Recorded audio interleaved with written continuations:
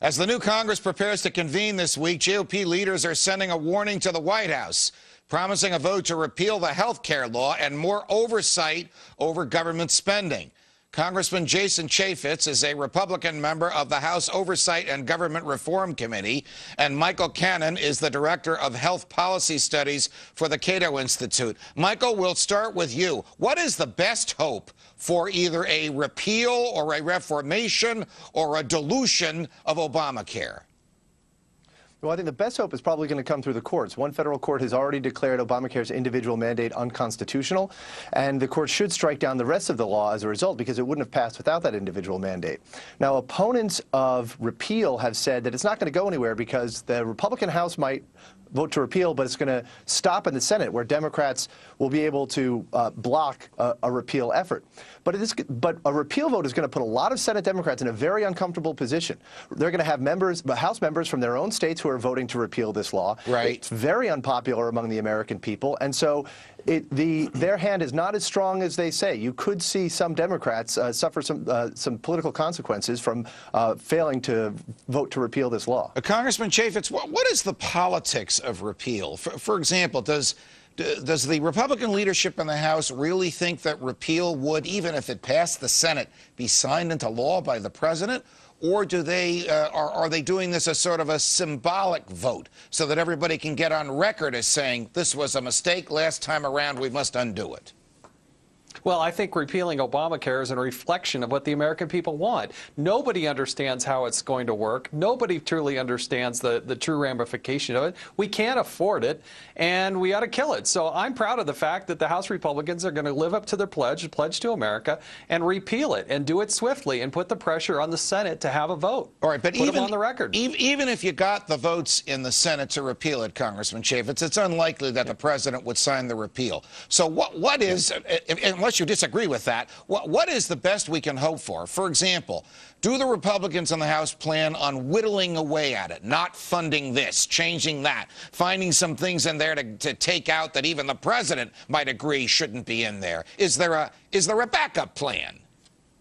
There is a backup plan, because if the president were to veto it, I would hope that we would have enough to override a veto, but I'm doubtful that that could happen in the Senate. So you can do things like defund it. You can make sure that they're not using unilateral rulemaking authority to have the effect of law. I mean, that's the concern. Remember when Nancy Pelosi said, hey, we need to pass this bill in order to find out what's in it? Right. I mean, that is so scary, because it gives unilateral authority for the secretary to do what they couldn't do in the law, which would never have passed. And that's why you got to have people like myself and others in the Oversight Committee to make sure we're riding herd on the administration to not overuse their rulemaking authority to have the effect of law. Michael, what is in that law that the Republicans could isolate from the law, vote to repeal, and expect the president to agree on the repeal? Or is there nothing in that category in the 2,300 pages of that statute? Well, there's one thing the president has already agreed to repeal, which is an effective tax that's imposed on small businesses that's going to require them to do even more reporting on what they call the 1099 reporting requirement. Right. But, you know, the administration has acknowledged the unpopularity of many provisions of this law. Why do you think they've had to give out 222 waivers to different regulations under this law so far? Why do you think they've had to create special bonus payments for Medicare Advantage plans so that those plans don't leave Medicare and force seniors to find other health insurance? The administration knows that this is an unpopular law, and so I don't think it's just symbolic if the House votes to repeal this and pushes it into the Senate, and if the Senate voted to repeal Obamacare and it went to the president and he vetoed it, that wouldn't just be symbolic. I mean, it would really show, not only show where the president's priorities are, that he doesn't side with consumers on this issue, but it would also hurt his popularity, his approval rating, and his credibility, and make it easier to repeal this law in the future. Congressman Chaffetz, you remember the vote in the House of Representatives on Christmas Eve 2009, which passed Obamacare, or at least sent it back to the Senate. One of the things they had to take out of there in order to get certain Democrats to vote was what Sarah Palin called the death panels. Were you surprised when almost a year to the day later, on Christmas Eve of this year, the death panels somehow, by the decision of a bureaucrat, and a socialist one at that, came back?